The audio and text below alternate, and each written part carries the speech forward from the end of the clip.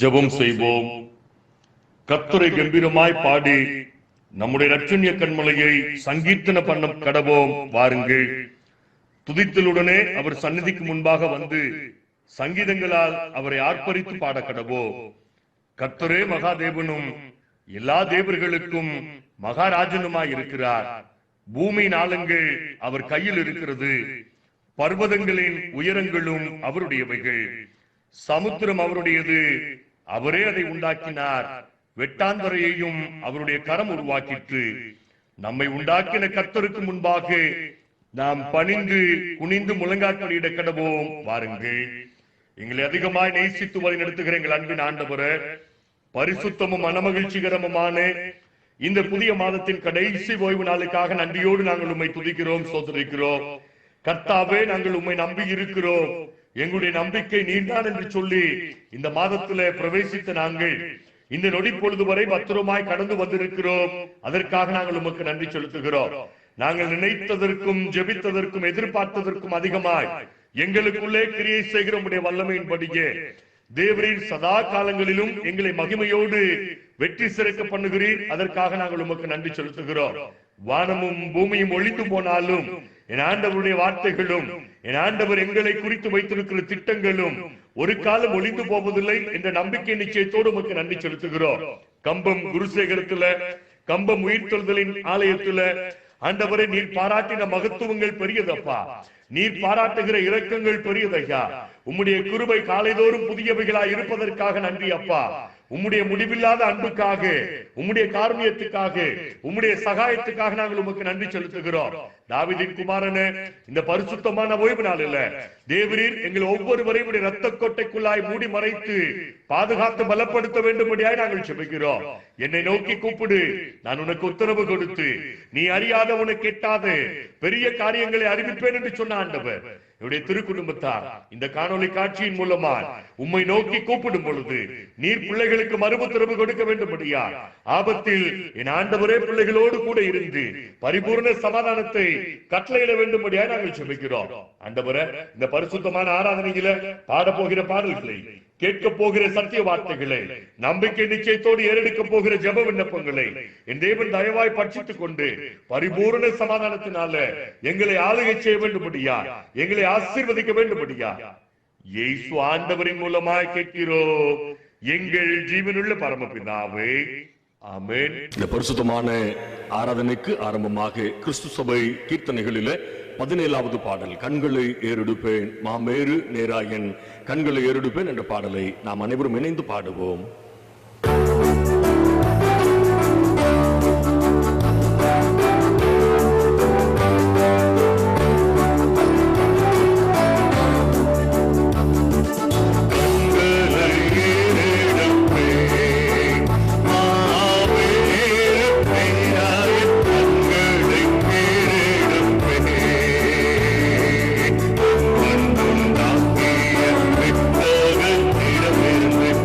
One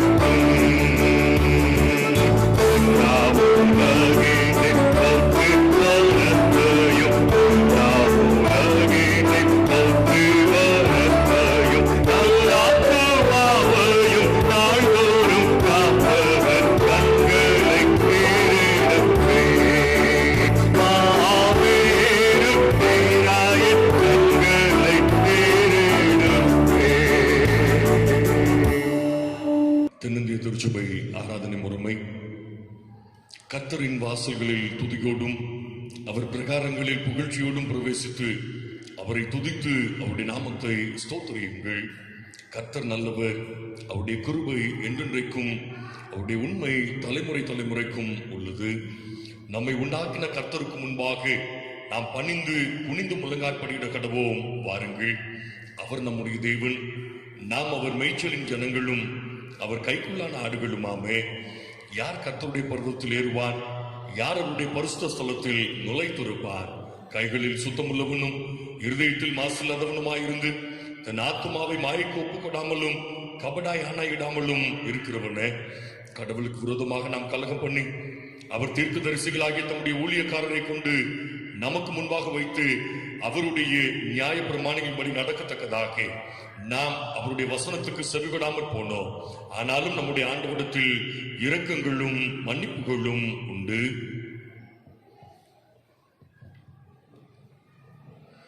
தேவனுக்கு ஏற்கும் பலிகள் நொறுங்குண்ட ஆவிதான். தேவனே, நொறுங்குண்டதும் நறுங்குண்டதுமான இருதயத்தை நீர் புறக்கணியீர். வருத்தப்பட்டு பாரம் சுமக்கிறவர்களை நீங்கள் எல்லோரும் இடத்தில் வாருங்கள், நான் உங்களுக்கு இளைப்பாறுதல் தருவேன். நான் எழுந்து என் தகப்பனிடத்திற்கு போய், தகப்பனே, பரத்துக்கு விரோதமாகவும் உமக்கு முன்பாகவும் பாவம் செய்தேன் என்பேன். என் கண்மலையும் என் மீட்பெருமாகிய கர்த்தாவே, என் வாயின் வார்த்தைகளும் என் இருதயத்தின் தியானமும் உமது சமூகத்தில் பிரீதியாயிருப்பதாக. கர்த்தரை கண்டடையத்தக்க சமயத்தில் அவரை தேடுங்கள். அவர் சமீபமாயிருக்கையில் அவரை நோக்கி கூப்பிடுங்கள். நீங்கள் உங்கள் வஸ்திரங்களை அல்ல, உங்கள் இருதயங்களை கிழித்து உங்கள் ஆண்டவரிடத்தில் திரும்புங்கள். அவர் இரக்கமும் மனவுருக்கமும் நீடிய சாந்தமும் மிகுந்த கிருபையும் உள்ளவர். அவர் தீங்குக்கு மனஸ்தாபப்படுகிறவருமாய் இருக்கிறார். துன்மார்க்கன் தன் வழிகளையும் அக்கிரமக்காரன் தன் நினைவுகளையும் விட்டு ஆண்டவரிடத்தில் திரும்ப கடவன். அவர் அவன் மேல் மனதுருகுவார். நம்முடைய ஆண்டவரிடத்திற்கு திரும்ப கடவன். அவர் மன்னிக்கிறதற்கு தயப்படுத்திருக்கிறார். நமக்கு பாவம் இல்லை என்போமானால் நம்மை நாமே வஞ்சிக்கிறவர்களாய் இருப்போம். சத்தியம் நமக்குள் இராது. நம்முடைய பாவங்களை நாம் அறிக்கையிட்டால் பாவங்களை நமக்கு மன்னித்து எல்லா அநியாயத்தை நீக்கி நம்மை சுத்திகரிப்பதற்கு அவர் உண்மையும் நீதியும் உள்ளவராய் இருக்கிறார்.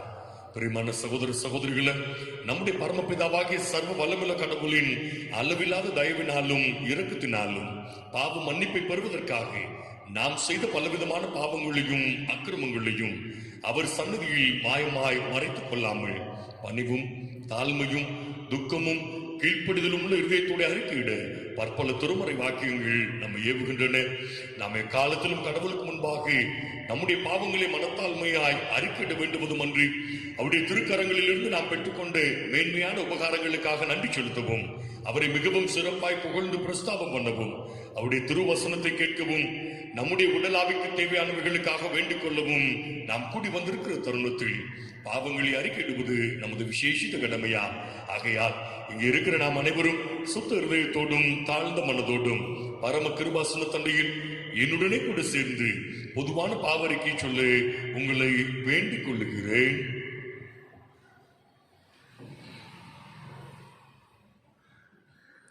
சர்வ வல்லமையும் மிகுந்த இரக்கமுள்ள பிதாவே, தப்பிப்போன ஆடுகளைப் போல நாங்கள் உம்முடைய வழியை விட்டு விலகி அலைந்து போனோம். எங்கள் இருதயத்தின் யோசனைகளுக்கும் விருப்பங்களுக்கும் மிகவும் இணங்கி நடந்தோம்.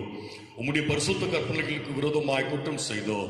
செய்யத்தக்கவைகளை செய்யாமல் செய்யத்தகாதவைகளை செய்து வந்தோம். எங்களுக்கு சுகமே இல்லை. ஆயினும் ஆண்டவரே, நீர் இயேசு கிறிஸ்துநாதர் மூலமாய் மனிதருக்கு அருளி செய்த வாக்குத்தத்தங்களின்படியே நிர்பாக்கியம் உள்ள குற்றவாளிகளாகிய அடியாருக்கு இறங்கும். தப்புதங்களை அறுக்கிடுகிற எங்கள் மேல் பொறுமையாகிறோம். பாவத்தின் நிமித்தம் துக்கப்படுகிற எங்களை சீர்படுத்தும். மிகவும் இரக்கமுள்ள பிதாவே, உம்முடைய பரிசுத்த நாமத்துக்கு மகிமை உண்டாகும்படி நாங்கள் நீ தேவ பக்தியும் நீதியும் தெளிந்த புத்தியும் உள்ளவர்களாய் நடந்து வர இயேசு கிறிஸ்து நிமித்தம் எங்களுக்கு கிருபை செய்தருளும். ஆமேன். தங்கள் பாவங்களுக்காக உண்மையாய் துக்கப்பட்டு கடவுளிடம் மனம் திரும்பி உடைய ஆவியின் சகாயத்தால் தங்கள் வழிகளை சீர்திருத்த பிரயாசப்படுவதை குறித்து ஆண்டவர் சொல்லுகிற அருள் நிறைந்த மொழிகளை கேளுங்கள். தேவன் தம்முடைய ஒரே பேரான குமாரனை விசுவாசிக்கிறவன் எவனோ அவன் கெட்டு போகாமல் நித்திய ஜீவனை அடையும்படிக்கு அவரை தந்தருளி இவ்வளவாய் உலகத்தில் அன்பு கூர்ந்தார். ஒருவன் பாவம் செய்வனால் நீதிபதியாயிருக்கிற இயேசு கிறிஸ்து நமக்காக பிதாவிடத்தில் பரிந்து பேசுகிறவராய் இருக்கிறார். நம்முடைய பாவங்களை நிவர்த்தி செய்கிற கிருபாதார பலி அவரே நம்முடைய பாவங்களை மாத்திரமல்ல, சர்வலோகத்தின் பாவங்களை நிவர்த்தி செய்கிற கிருபையுள்ள ஜீவ பலியாக இருக்கிறார். சர்வ வல்லமையும் மிகுந்த இரக்கமுள்ள ஆண்டவர் மன்னிப்பையும் பாவ நிவர்த்தியையும் நமக்கு கட்டளையிட்டருளி வாழ்க்கையை சீர்படுத்துவதற்கான காலத்தையும் தமது பரிசுத்தாவின் கிருபையையும் தேர்ந்தெடுதலையும் தந்தருள்வாராக. ஆமென். வாசிக்கும்படியாக கொடுக்கப்பட்டிருக்கிற திருமறை பாடம் தூய மத்தேயு எழுதின நற்செய்தி நூல் 13ஆம் அதிகாரம் வசனங்கள் 31 முதல் 33 வரை. மத்தேயு 13ஆம் அதிகாரம் வசனங்கள் 31 முதல் 33 வரை.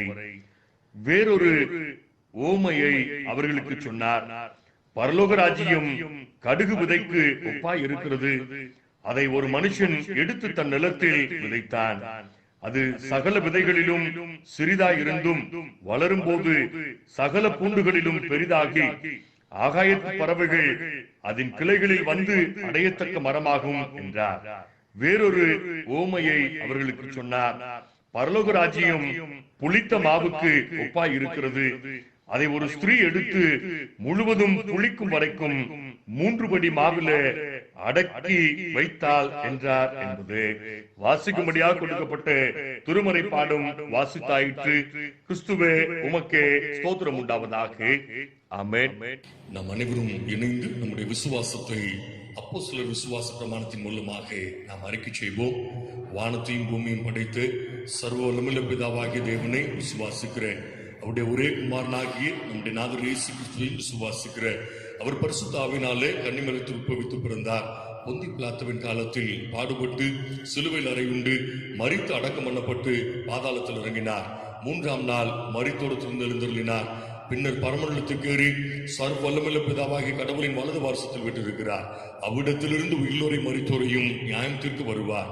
பரிசுத்த ஆவியும் விசுவாசிக்கிற பொதுவாயிருக்கிற பரிசு சபையும் பரிசுத்தவான்களுடைய ஐக்கியமும் பாவ மன்னிப்பும் சரீர உயிர்த்தெழுதலும் நித்திய ஜீவனும் உண்டு என்று விசுவாசிக்கிறேன். ஆமென். ஜெபம் செய்வோம். வாரும் தூய ஆவியானவரே, இதோ விசுவாச கூட்டமாகிய எங்கள் மத்தியில் இறங்கி வாரும். உம்முடைய மகிமையினால் எங்களை நிரப்பும். ஒரு பழைய பாடலின் ஒரு சரணத்தை பாடி சத்தியத்துக்குள்ளாக நாம் கடந்து செல்வோம். இதோ மனுஷரின் மத்தியில் தேவாதி தேவனே வாசம் செய்கிறாரே.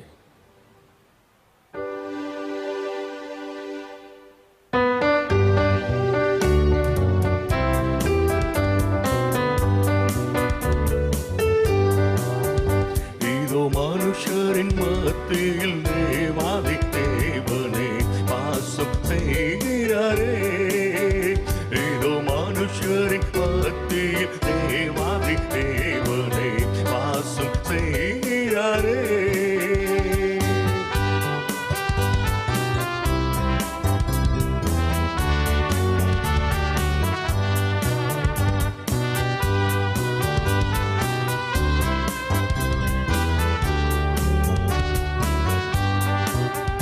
மகிமை நிறை பூரணமே மகா பரிசுத்த ஸ்தலமாதுவே.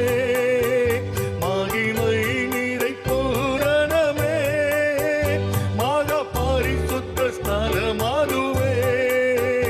என்றும் துதியுடனே அதன் வாசலுள்ளே எங்கள் பாதங்கள் நிற்கிறதே. என்றும் துதியுடனே அதன் வாசலுள்ளே எங்கள் பாதங்கள் நிற்கிறதே. இதோ மனுஷரின் மத்தியில் தேவாதி தேவனே வாசம் செய்கிறாரே. இதோ மனுஷரின் மத்தியில் தேவாதி தேவனே வாசம் செய்கிறாரே. ஆண்டவரே, நீர் எங்கள் மத்தியிலே வாசம் செய்கிறீர். நீர் எங்களுக்குள்ளே இருக்கிறீர். நீர் எங்களை கரம் பிடித்து நடத்துகிறீர். உம்முடைய வார்த்தையாகிய மன்னாவை தியானிக்க போகிற நாங்கள் உம்முடைய பிரசன்னத்தினாலே உம்முடைய மகிமையை உணர கிருபை தாரும். எங்களுடைய பலவீனங்கள், எங்களுடைய குறைகள், எங்களுடைய சோர்வுகள் எல்லாவற்றையும் மறக்கக்கூடிய அபிஷேகத்தின் ஆவியை ஆண்டவர் உம்முடைய வார்த்தையின் மூலமாக ஊற்றும். உம்முடைய நாமம் மகிமைப்படட்டும். தகுதியில்லாத அடியனை மறைத்து தூய ஆவியானவர் இந்த வார்த்தைகளை கேட்கிற உள்ளங்களிலே கிரியை செய்ய வேண்டும்படியாய் இயேசு ஆண்டவரின் மூலமாய் கேட்கிறோம் எங்கள் ஜீவனுள்ள பரமபிதாவே. ஆமென்.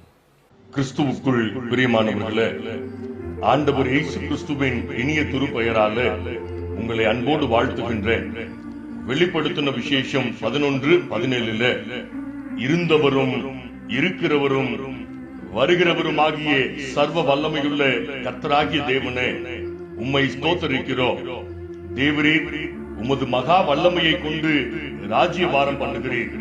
இதற்கு நாங்களே சாட்சிகள். கோவிட்-19 சோதனை காலத்துல பொறுமையா இருங்கள். மேகங்கள் மூடிக்கொண்டால் சூரியன் கூட பிரகாசிக்க முடியாது.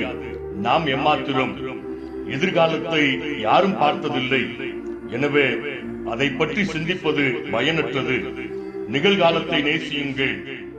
அதனுடன் நிம்மதியாகவும் மகிழ்ச்சியாகவும் வாழ பழகுங்கள். நிலையில்லாத மனித வாழ்வில எதுவும் நிரந்தரமில்லை என்பதை பலர் உணர்வதும் இல்லை, புரிந்து கொள்வதும் இல்லை. உணர்ந்தவர்கள் அமைதியான நிறைகுடங்களாகவும் உணராதவர்கள் ஆர்ப்பரிக்கும் குறைகுடங்களாகவும் கூத்தாடுகிறார்கள். ஒரு கவிஞன், உளிகள் தாங்காத சிலைகள் இல்லை, வழிகள் தாங்காத வாழ்க்கையும் இல்லை என்று குறிப்பிடுகிறார். எரேமியா 18:6 இஸ்ரவேல் வீட்டாரே, களிமண் குயவன் கையில் இருக்கிறது போல நீங்கள் என் கையில் இருக்கிறீர்கள் என்று குறிப்பிடுகிறார். ஒரு ஞானி, நிரந்தரமாக இன்பம் துன்பம் அடைந்தவர்கள் இல்லை. ஒரு கட்டம் வரவு, ஒரு கட்டம் செலவு, ஒரு கட்டம் இன்பம், ஒரு கட்டம் துன்பம்.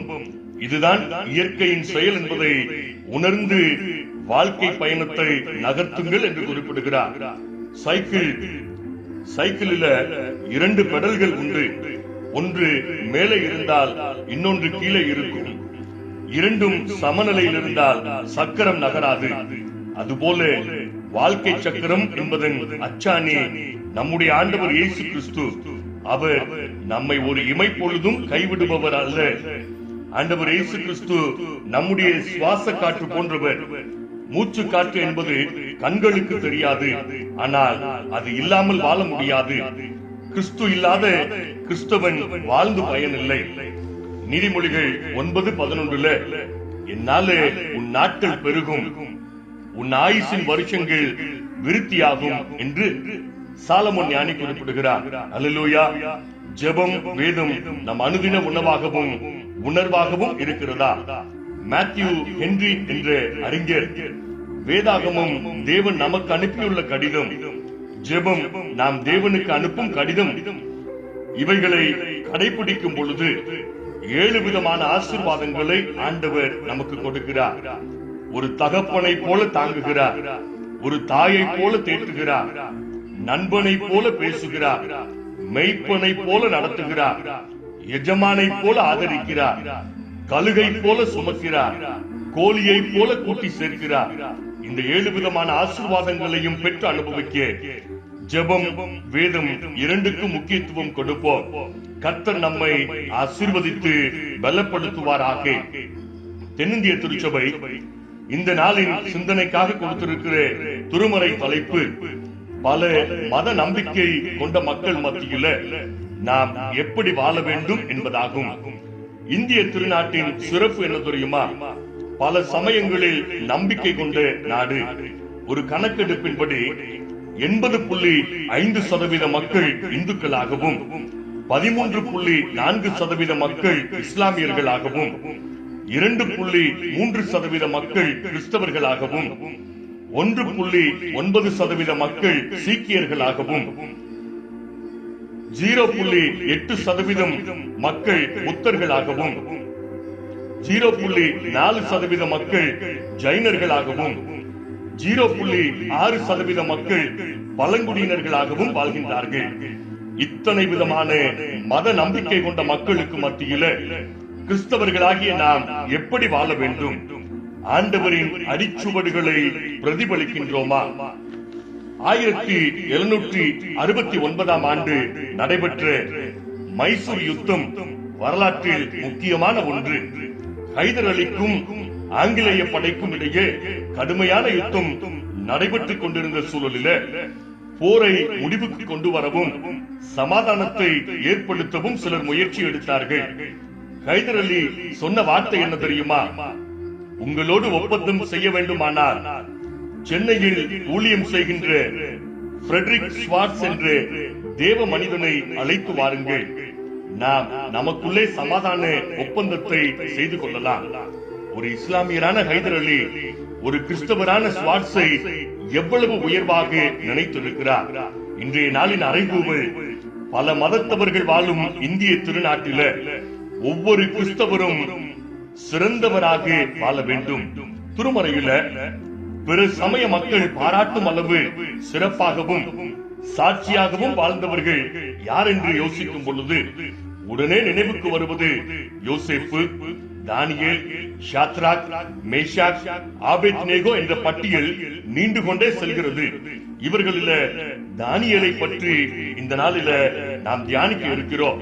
இன்றைய தியானம் தானியேல் 1:20.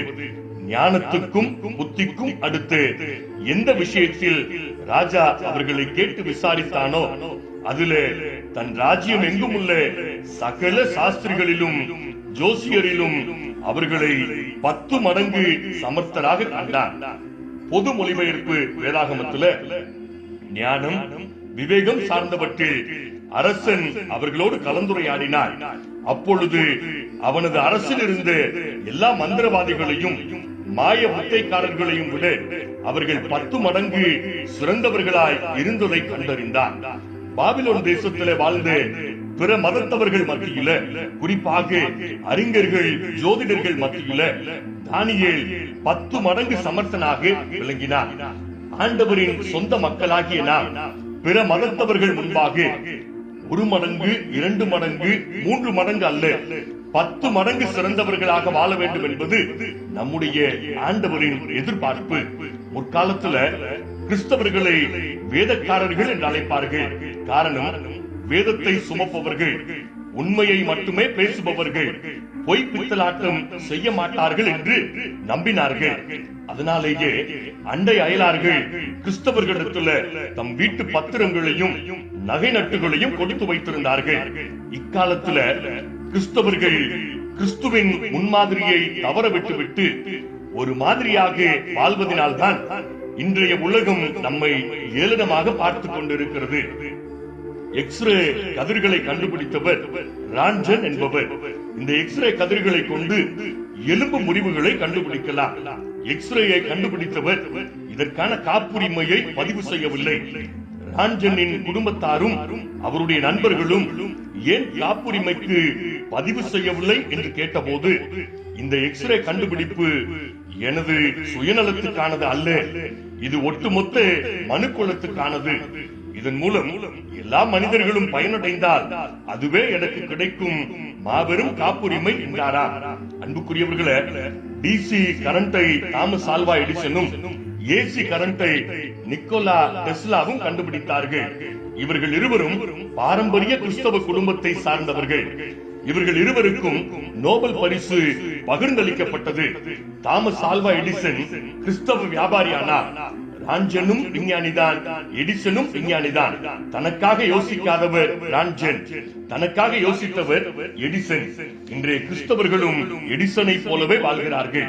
ரான்ஜனை போன்ற சாட்சியுள்ள கிறிஸ்தவர்களை தேடுவது அரிதானதாகவே இருக்கிறது. காரணம் என்ன தெரியுமா? சுயநலம், போட்டி பொறாமை, கோபம், காட்டிக் கொடுப்பது, போட்டுக் கொடுப்பது, சண்டை, விரோதம், வெறுப்பு, காம களியாட்டம், நம்பிக்கை துரோகம், நன்றி கெட்ட ஜீவியம் என்று பட்டியல் தொடர்ந்து கொண்டே போகிறது. இத்தனை அவப்பெயர்களையும் கிறிஸ்தவர்களே சம்பாதித்திருக்கிறார்கள். கோவிட்-19 பரவலில இந்தியா உலக அளவில் 2ஆம் இடத்தை எட்டிவிட்டது. ஆனாலும் கிறிஸ்தவர்களாகிய நமக்கு வாழ்வின் முடிவை குறித்த பயம் இல்லாமல் நாம் வாழ்ந்து கொண்டிருக்கிறோம். எப்பொழுது நாம் பிற சமயத்தவருக்கு முன்பாக சாட்சியாய் வாழப் போகிறோம்? திருமறையில யோசேப்பு ஆண்டவரை அறியாத பார்வோனுக்கும் எகிப்தியருக்கும் முன்பாக தன் செயலினாலும் நடத்தையினாலும் ஆண்டவரை அறிமுகம் செய்து வைத்தவர். யோசேப்பை பற்றி பார்வோன் சொன்ன வார்த்தை என்ன தெரியுமா? ஆதியாகமம் 41:38 தேவ ஆவியை பெற்று இந்த மனுஷனை போல வேறொருவன் உண்டோ என்றான். அன்புக்குரியவர்களே, பிற சமய மதத்தவர்கள் நிறைந்த நம் நாட்டில தேவ ஆவியை பெற்ற மனிதர்களாக நாம் வாழ்ந்து கொண்டிருக்கிறோமா? எகிப்தில யோசேப்பும் பாபிலோனில தானியேலும் சாட்சியாக வாழ்ந்தார்கள். இந்தியாவில என்னுடைய சாட்சி எப்படிப்பட்டதாக இருக்கிறது? நான் வாழ்கின்ற நகரத்துல நான் சாட்சியுள்ள கிறிஸ்தவனாக வாழ்ந்து கொண்டிருக்கின்றேனா? தானியேல் எந்த சூழலில சாட்சியை பிரதிபலித்தார்? எருசலேமில மகிழ்ச்சியாய் வாழ்ந்த குடும்பத்தை சேர்ந்தவர் தானியேல். கிமு 605ஆம் ஆண்டுல பாபிலோன் ராஜா நேபுகாத்நேச்சார் எருசலேமை முற்றுகையிட்டு எருசலேம் தேவாலயத்தின் பொருட்களையும் எருசலேமை சேர்ந்து உயர்குடி ஞானம் படைத்து வாலிபர்களையும் சிறைப்பிடித்து செல்கின்றார். தானியேல் 17 வயதில் எல்லாவற்றையும் விளக்குகிறார். தானியேல் குடும்பத்தை விட்டு பிரிக்கப்பட்டார். பெற்றோர்களின் செல்ல பிள்ளையான தானியேல் பாபிலோனுக்கு அடிமையாக நாடு கடத்தப்பட்டார். சரியான உணவும் உறைவிடமும் இல்லை. யூத முறைமையின்படி கடவுளை தொழுது கொள்ள முடியாத சூழ்நிலை. கண்ணீர் வற்றி போகும் அளவு வாழ்க்கை வறண்ட பாலைவனமானது. இத்தனை வேதனைகளுக்கு மத்தியிலும் தானியேலுக்கு ராஜாவின் கண்களில் தயவு கிடைத்தது. எப்படிப்பட்ட தயவு தெரியுமா? தானியேல் 10 மடங்கு சமர்த்தராக காட்சி கொடுக்கிறார். சமர்த்தன் என்றால் சிறப்பானவர் என்று அர்த்தமா? யார் இந்த தானியேல்? தாவீதின் வம்சத்தான். அழகானவர், ஞானத்தில் சிறந்தவர், சொப்பனங்களை விவரிப்பதில் வல்லவர், நேர்மையாய் நடப்பவர், 0% கரைபடாதவர், தேசத்தின் அதிபதி, தேசத்தின் 3ஆம் நிலை அதிகாரி, காபிரியேல், மிகாவேல் போன்ற தூதர்களை அறிமுகம் செய்து வைத்தவர். தானியேல் என்பதற்கு கர்த்தர் என் நியாயாதிபதி என்று அர்த்தமா? திருமறையில பழைய ஏற்பாட்டில ஆபிரகாம், யோசேப்பு, யோபு, தானியேல் போன்றவர்களும், புதிய ஏற்பாட்டில யோவான் ஸ்நானகன், கொர்நேலியு போன்றவர்களும் உத்தமர்களும் சன்மார்க்கர்களுமாக விளங்கினார்கள். ஆனாலும் தானியேல் 10 மடங்கு சிறந்தவராக விளங்க என்ன காரணம்? 3 காரியங்களின் மூலமாக நாம் இந்த நாளில தியானிக்க இருக்கின்றோம். முதல் காரியம், தானியேல் கரைபடாதவர். சலவைத்தூள் சோப்பு விளம்பரங்களில 0% கரைகளை போக்கக்கூடியது என்று விளம்பரங்களை பார்த்திருக்கிறோம். 0% கரைபடாத மனிதனை பார்ப்பது என்பது நிச்சயமாக அரிதான ஒன்று. தானியேல் 1:3 இஸ்ரவேல் புத்திரருக்குள்ள ராஜ குலத்தார்களிலும் துறை மக்களிலும் யாதொரு மாசும் இல்லாதவர்களும் கரைபடாத வாலிபர்களை எதற்காக தெரிவு செய்தார்கள் தெரியுமா? பாபிலோனை அரசாட்சி செய்த நேபுகாத்நேச்சார் அரண்மனையில உதவி செய்வதற்காகவே தெரிவு செய்யப்பட்டார்கள். இவர்கள் தெரிவு செய்யப்பட்ட காரணம், இவர்கள் யாதொரு மாசுகளினாலும் கரைபடாதவர்கள். அப்படி தெரிவு செய்யப்பட்டவர்களில் முதல் நபர் தானியேல் 1:6 படி தானியேல் தான். தானியேல் முதலிடம் பிடிக்க காரணம், அவர் யாதொரு மாசுகளினாலும் கரைபடாதவர். தானியேலின் புத்தகத்தை கூர்ந்து கவனிப்போமையானால் ராஜா ஏற்படுத்தின பிரதானிகளும் தேசாதிபதிகளும் தானியேலின் மீது குற்றம் சுமத்த வகை தேடினார்கள். தானியேல் 6:4 ஒரு முகாந்தரத்தையும் குற்றத்தையும் கண்டுபிடிக்க அவர்களால் கூடாதிருந்தது. ஒரு சின்ன கரும்புள்ளியையும் தானியேலிடம் கண்டுபிடிக்க முடியவில்லை. காரணம், தானியேல் மாசு இல்லாதவர். எர்மைன் என்ற உயிரினம் கீரி வகையை சார்ந்தது. வெள்ளை நிறமான இந்த விலங்கை பிடிப்பதற்காக வேட்டைக்காரர்கள் அதன் கூடு அருகே கருப்பு மை போன்று கீழே பூசி வைத்திருப்பார்கள். அந்த விலங்கு கூட்டுக்குள் செல்வதற்கு முன் அந்த கீழ் பூசப்பட்டதை கவனித்து விடுமா? தன் மீது அழுக்கு படிந்து விடக் கூடாது என்று அது கூட்டுக்கு வெளியே காத்து நிற்குமா? அந்த வினாடி வேடனுடைய அம்புக்கு இரையாகி விடுமா? எர்மீன் தன் உயிரே போனாலும் தன் மீது மாசுகளும் கரையும் பட்டுவிடக் கூடாது என்பதுல உறுதியாய் இருக்குமா? ஞானி குறிப்பிடுகிறார், இன்றைய கிறிஸ்தவர் பச்சோந்தியை போல வாழ்கிறார்கள். சூழலுக்கு ஏற்ப நிறமாறுகின்றார்கள். ஒரு மாறுவேட போட்டிகளில் பச்சோந்தி ஒன்று மனிதர்களிடம் தோல்வி அடைந்து விட்டது என்று குறிப்பிடுகிறார். அன்புக்குரியவர்களே, ஒரே நேரத்தில் 2 காட்சிகளை பார்ப்பது போல பக்தியை பார்க்கிறோம், பாவத்தை சம்பாதிக்கின்றோம். தானியேல் உணவால் கூட மாசுபடாதபடியும் சிங்கக்கபிக்குள்ள தூக்கி போடும் வரையிலும் யாதொரு மாசுகளும் கரைகளும் படாதபடி வாழ்ந்தவர். கிறிஸ்தவ வாழ்க்கை என்பது ஒரு நாணயத்தை போன்றது. இரண்டு பக்கமும் செழுமையாய் இருக்க வேண்டும். ஒரு பக்கம் தேய்ந்து போனாலும் நாணயத்துக்கு மதிப்பு போய்விடும். அதை போன்றதுதான் கிறிஸ்தவ வாழ்க்கையும். பக்தியையும் ஒழுக்கத்தையும் பிரிக்க முடியாது. நல்ல பக்திமானாய் வாழ்பவர் ஒழுக்கம் இல்லாமல் வாழ்வாரையானால் அவருக்கு மதிப்பில்லை. தானியேலின் வாழ்வில பக்தி ஒழுக்கம் ஆகிய இரண்டு பக்கங்களும் சிறப்புக்குரியதாகவே இருந்தது. தானியேல் பக்தியிலும் கரைபடாமல் ஒழுக்கத்திலும் கரைபடாமல் வாழ்ந்தார். நாம் வாழும் சூழலில பல மதத்தவர்கள் வாழும் நிலையில தினந்தோறும் தவறாமல் ஒரு காரியத்தை நாம் செய்ய வேண்டுமா? ஒரு ஞானி குறிப்பிடுகிறார், வாழ்க்கையை வியாபாரியை போல கணக்கு பாருங்கள். ஒவ்வொரு வியாபாரியும் வாரத்துக்கு ஒரு முறை கணக்கு பார்ப்பாராம். எந்த பொருளின் மூலம் லாபமும் எந்த பொருளின் மூலம் நஷ்டமும் வந்திருக்கிறது. எதற்காக தெரியுமா? நஷ்டம் அளித்த பொருளை தவிர்ப்பதற்காகவும் லாபம் அளித்த பொருளை பெருக்குவதற்காகவுமே கணக்கு பார்ப்பார்களா? மனித வாழ்வும் அப்படிப்பட்டதுதான். ஒவ்வொரு நாளும் கணக்கு பாருங்கள். எது மகிழ்ச்சியை தந்ததோ அதை பெருக்குங்கள், எது வீழ்ச்சியை தந்ததோ அதை தவிர்த்து விடுங்கள். அன்புக்குரியவர்களே, காசு காசு என்று அலைபவர்கள் தான் மாசுபட்டு தவிக்கிறார்கள். தானியேலை போல கரைபடாத வாழ்வை வாழ நம்மை நாம் அர்ப்பணிக்கலாமா? இரண்டாவதாக, தானியேல் பாவத்துக்கு இடம் தராதவர். பணம் சம்பாதிப்பது என்பது குண்டூசியால் பள்ளம் தோண்டுவது. பாவம் சம்பாதிப்பது என்பது குண்டூசியால் பலூனை உடைப்பது போன்றது. ஏசாயா 59:2 உங்கள் பாவங்களே அவர் உங்களுக்கு செவிகொடாதபடிக்கு அவருடைய முகத்தை உங்களுக்கு மறைக்கிறது. தானியேல் 10 மடங்கு சிறந்தவராக விளங்க காரணம் எந்த பாவமும் தன்னை அணுகாதபடி எச்சரிப்பாய் வாழ்ந்தவர். தானியேல் 1:7 படி தானியேலின் பெயரை மாற்றினார்கள். ஆனால் தானியேலை யாராலும் மாற்ற முடியவில்லை. காரணம், தானியேல் பாவத்துக்கு இடம் கொடுக்கவில்லை. தானியேல் 6:10 தனக்கு எதிராக கையெழுத்து வைக்கப்பட்ட போதிலும் தானியேல் பாவத்துக்கு இடம் தரவில்லை. சிங்கக்கவியில போடும் வரை தானியேல் பாவத்துக்கு இடம் கொடுக்கவே இல்லை. சாத்ராக், மேஷாக், ஆபேத்நேகோ என்பவர்களும் தீச்சூளையை 7 மடங்கு சூடேற்றுகிறார்கள் என்று தெரிந்த போதும் கூட பாவத்துக்கு அவர்கள் இடம் தரவில்லை. அதனால்தான் கடினமான உலோகம் இரும்பு தீச்சூளையில் விலகினாலும் 7 மடங்கு சூடேற்றப்பட்ட தீச்சூளையில் முடிகூட கருகாமல் இந்த 3 வாலிபர்களும் பத்திரமாக காக்கப்பட்டார்கள். அகோர பசியோடு காத்திருந்த சிங்கத்தின் வாய் கட்டப்பட்டது. காரணம், பாவம் அணுகாதபடி இவர்கள் வாழ்ந்தார்கள். ஞானி குறிப்பிடுகிறார், இன்றைய விசுவாசிகளாகிய நாம் நம்முடைய தலை உயர்த்தப்படவும் நம்முடைய தலை தாழ்த்தப்படாமலும் இருக்கு தினம் தினம் ஆண்டவரை சிலுவையில் அறைந்து கொண்டிருக்கின்றோம். இந்த 4 யூத வாலிபர்களின் சிறப்பு என்ன தெரியுமா? தானியேல் 3:25 கடவுளின் சாயலை நேபுகாத்நேச்சார் ராஜாவுக்கு அறிமுகம் செய்து வைத்தார்கள். புதிய ஏற்பாட்டில பவுலும் சீலாவும் பாவத்துக்கு இடம் தரவில்லை. ஆண்டவரை உலக மக்களுக்கு முன்பாக வாழ்ந்து காட்டினார்கள். திருமறையின் முதல் தாய் ஏவாள் பாவத்துக்கு அவர் இணங்கியதினாலேயே ஏதேன் என்ற ஆசீர்வாதத்தை எழுந்து போனார். முற்பிதாக்களில 3ஆம் நபர் யாக்கோபு பாவத்துக்கு இணங்கினார். பதட்டமான நிலைமைக்கு தள்ளப்பட்டார்.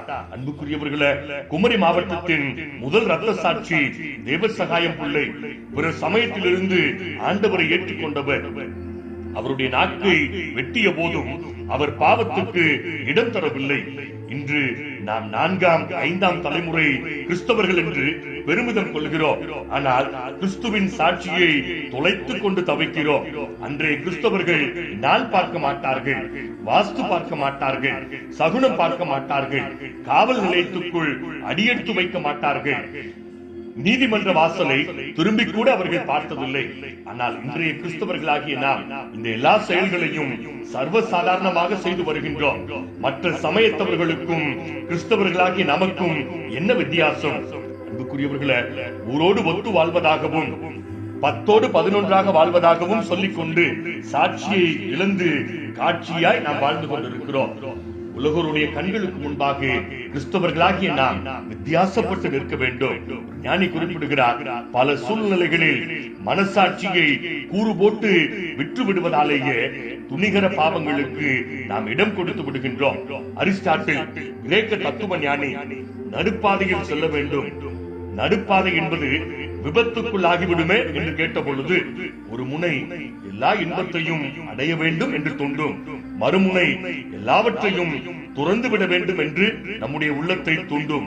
இவை இரண்டுமே ஆபத்தானது. அதனால்தான் நடுப்பாதையே நல்லது என்று குறிப்பிடுகிறேன் என்றாராம். அது என்ன நடுப்பாதை? 1 மிதமான உணவு, 2 மிதமான உறக்கம், 3 மிதமான உழைப்பு, 4 மிதமான உடல் இன்பம், 5 மிதமான சிந்தனை. நடுப்பாதையே வாழ்வுக்கு இன்பமானது என்று குறிப்பிடுகிறார். தானியேலை போல 10 மடங்கு சிறந்தவர்களாக வாழ விரும்பினார். பாவத்துக்கு இடம் தராத வாழ்வை நாம் வாழ தீர்மானிக்கலாமா? மூன்றாவதாக தானியேல் சாட்சியாய் வாழ்ந்தவர். திருமறையில தானியேலை பற்றிய 2 சாட்சிகள் சுட்டிக்காட்டப்பட்டிருக்கிறது. அதிலும் சிறப்பு என்ன தெரியுமா? பிற மதத்தை சார்ந்த பாமரர்கள் சொன்ன சாட்சி அல்ல, அந்நிய தேவர்களை சேவிக்கும் ராஜாக்கள் சொன்ன ஒரு அற்புதமான சாட்சி. 1 நேபுகாத்நேச்சார் தானியேல் 3:26 உன்னதமான தேவனுடைய தாசன் என்று சாட்சி பகர்ந்தார். 2 தரியு ராஜா தானியேல் 6:26 ஜீவனுள்ள தேவனுடைய தாசன் என்று சாட்சி பகர்ந்தார். தானியேல் அடிமையாக கொண்டு செல்லப்பட்ட பாபிலோனில அவனுக்கு சூட்டப்பட்ட பெயர் பெல்சாத்சார். ஆனால் அந்த நாட்டின் ராஜாக்கள் சூட்டிய பெயரை கவனித்தீர்களா?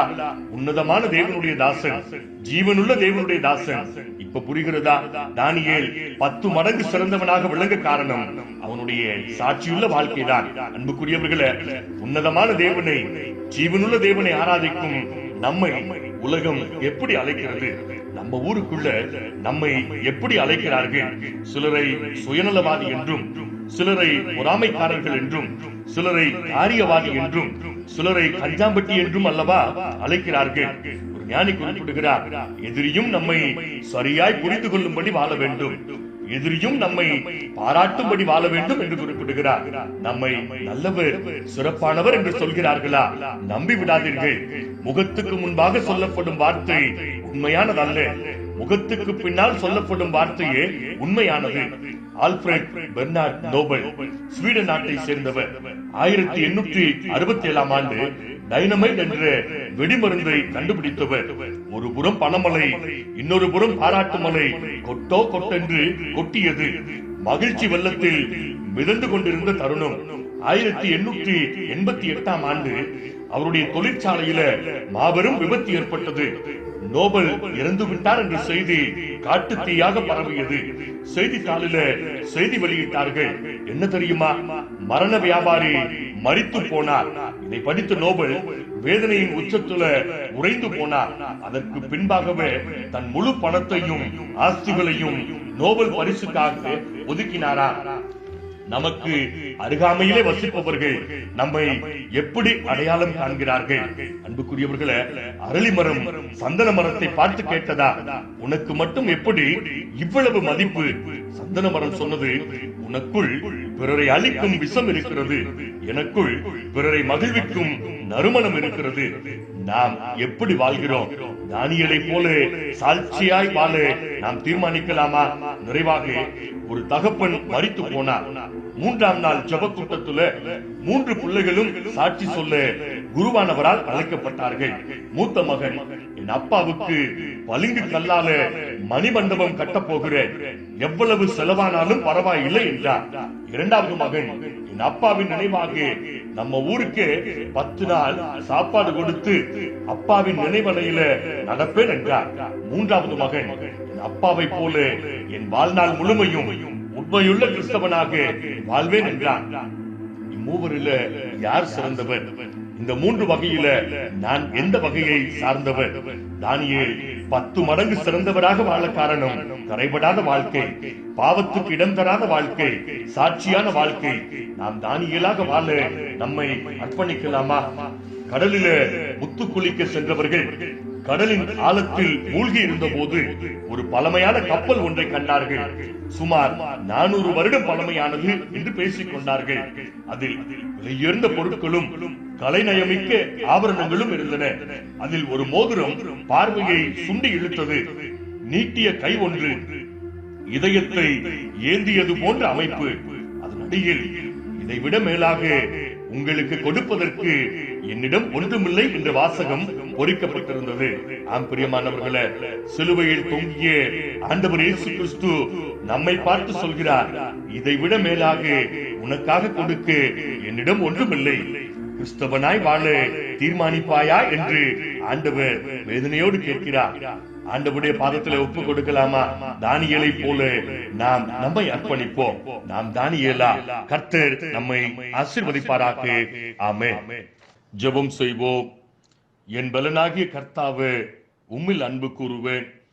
கர்த்தர் என் கன்மலையும் என் கோட்டையும் என் இரட்சகரும் என் தேவனும், நான் நம்பி இருக்கிற என் துருகமும் என் கேடகமும் என் இரட்சணிய கொம்பும் என் உயர்ந்த அடைக்கலமுமாயிருக்கிறார். துதிக்கு பாத்திரராகிய கர்த்தரை நோக்கி கூப்பிடுவேன். அதனால் என் சத்துருக்களுக்கு நீங்களாகி ரட்சிக்கப்படுவேன்.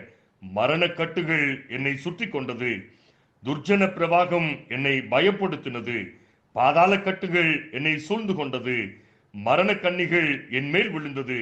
எனக்குண்டான நெருக்கத்துல கர்த்தரை நோக்கி கூப்பிட்டு என் தேவனை நோக்கி அபயமிட்டேன். தமது ஆலயத்திலிருந்து என் சத்தத்தை கேட்டார். என் கூப்பிடுதல் அவர் சந்நிதியில் போய் அவர் செவிகளில் ஏறிற்று.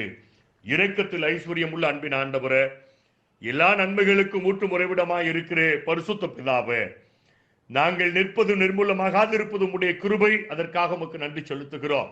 2020 ஆண்டை கிருபையின் அருட்கொடையாக கொடுத்த ஆண்டவர் 8வது மாதத்தின் கடைசி ஓய்வு நாளில தானியேலை போல வாழ வேண்டும் என்று அறைகூவலையும் நீர் எங்களுக்கு தந்திருக்கிறீர்.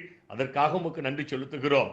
ஆண்டவரே, கரைபடாது, பாவத்துக்கு இடம் கொடாது சாட்சியுள்ள வாழ்க்கையை தானியேலை போல நாங்களும் வாழ தீர்மானிக்க கர்த்தர் தாமே எங்களுக்கு பலன் தர வேண்டும்படியாய் நாங்கள் ஜெபிக்கிறோம். ஆண்டவரே, நாங்கள் உம்மை நம்பி இருக்கிறோம்.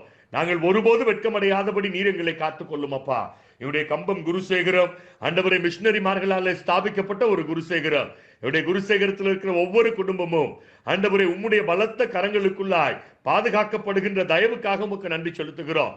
இஸ்ரவேலுக்கு எல்லாமும் ஆண்டவரே, எங்களுக்கு ஜெயமல்லம் ஆண்டவரே, எங்களை தோளிலே தூக்கி சுமக்கிறவரே, எங்களை மார்போடு அணைத்துக் கொள்ளுகிறவரே, இவருடைய மனபாரங்கள் எல்லாவற்றிலும் இருந்து விடுதலை தருகிறவரே, நன்றியோடு நாங்கள் உம்மை துதிக்கிறோம் அப்பா. வானமும் பூமியும் நிலை மாறினாலும் என் ஆண்டவருடைய வாக்குத்தத்தங்கள் ஒருபோது மாறுவதில்லை.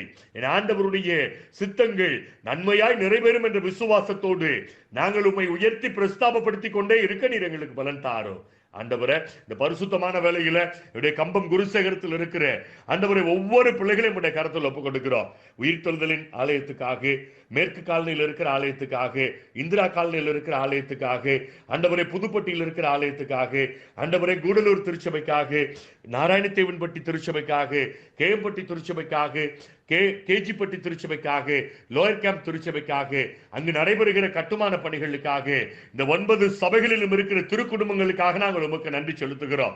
ஒவ்வொரு குடும்பங்களில் இருக்கிற சிறியவர்களை, வாலிபர்களை, தாய்மார்களை, பெரியவர்களை, ஆண்களை, ஆண்டவரை பல்வேறு அரசு தனியார் துறைகளிலே பணி செய்கிறவர்களை, பணி ஓய்வு பெற்றிருக்கிறவர்களை, பலதரப்பட்ட கூலி வேலைக்கு செல்லுகிறவர்களை தேவரீர் உம்முடைய ஆண்டவரே நிழலிலே பத்திரமாய் ஆளுகை செய்ய வேண்டும்படியாய் நாங்கள் ஜெபிக்கிறோம்.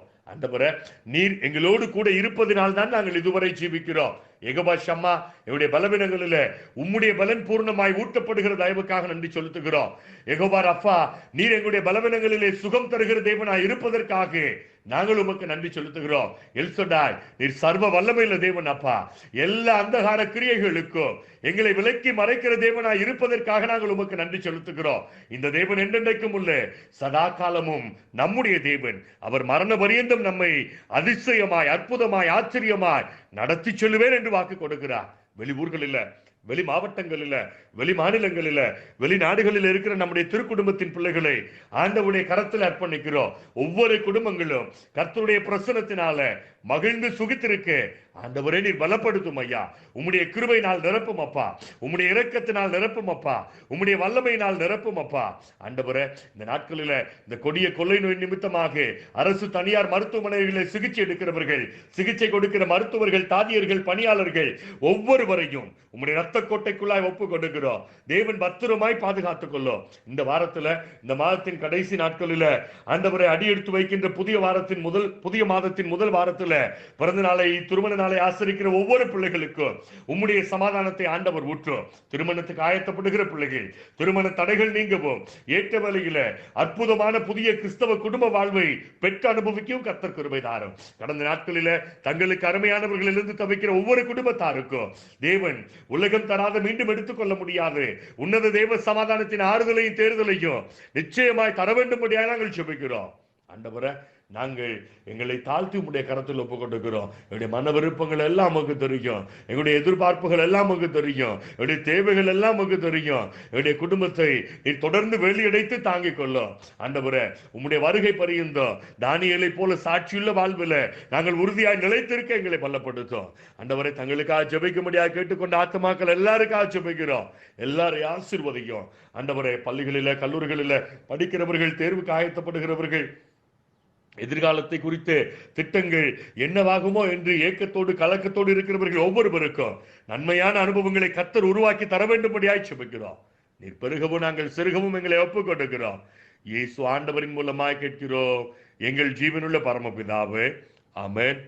பரமண்டலங்களுக்கு எங்கள் பிதாவே, உடைய நாமம் பரிசுத்தப்படுவதாக, உடைய ராஜ்யம் வருவதாக, உடைய பரமண்டலத்திலே செய்யப்படுவது போல பூமியிலும் செய்யப்படுவதாக. அன்புள்ள ஆகாரத்தை எங்களுக்கு தாரும். எங்களுக்கு விரோதமாய் குற்றம் சொல்ல நாங்கள் மன்னிக்கிறது போல எங்கள் குற்றங்களை எங்களுக்கு மன்னியும். எங்களை சொல்ல பிரவேசிக்க நாமத்தையும் ரட்சித்துக் கொள்ளும். ராஜ்யம் வல்லமை மகிமை நினைக்க முடியவில்லை. ஆமென்.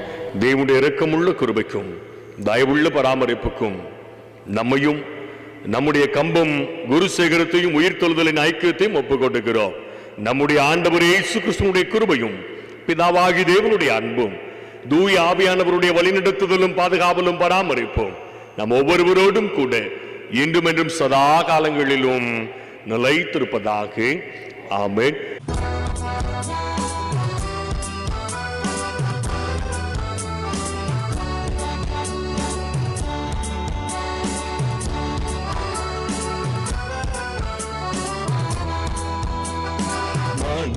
நீரோடை வாஞ்சித்து கவரும் தேவனே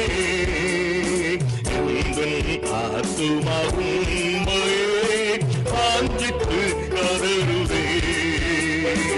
ஆண்கள் நீரோடை வாஞ்சித்து கதரும் தேவனே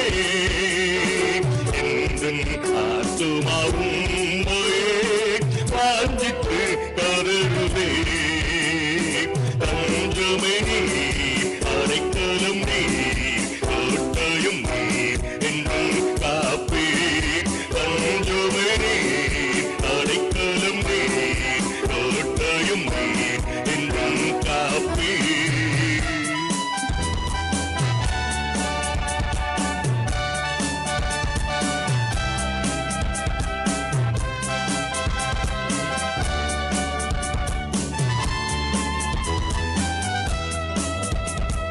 தேவன் மேல் ஆத்துமாவே நாகமாயிருக்கிறதே. தேவன் மேல் ஆத்துமாவே நாகமாயிருக்கிறதே. தேவனின் சந்நிதியில் நின்றிட ஆத்துமா வாஞ்சிக்குதே. தேவனின்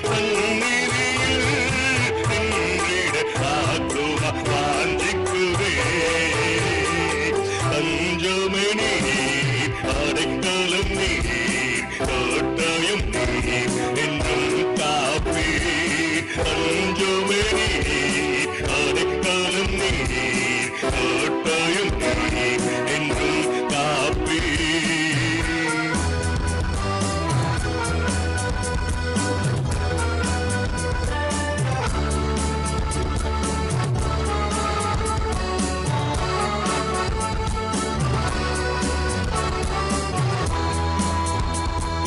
ஆத்துமா கலங்குவதே ஈஸ்வரை நினைத்திடுவாய். ஆத்துமா கலங்குவதே ஈஸ்வரை நினைத்திடுவாய். அவரின் ரட்சிப்பினால் தினமும் துதித்து போற்றிடுவே. அவரின் ரட்சிப்பினால்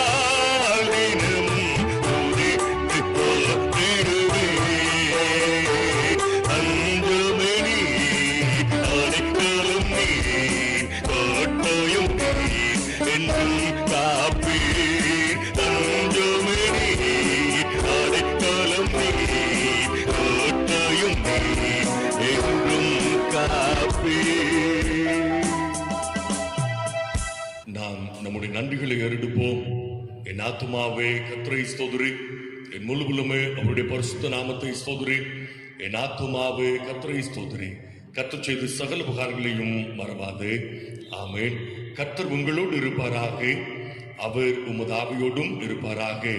கர்த்தர் தருகின்ற நிறைவான சமாதானத்தோடு செல்வாருங்கள். கர்த்தருடைய நாமத்தினாலே ஆமென்.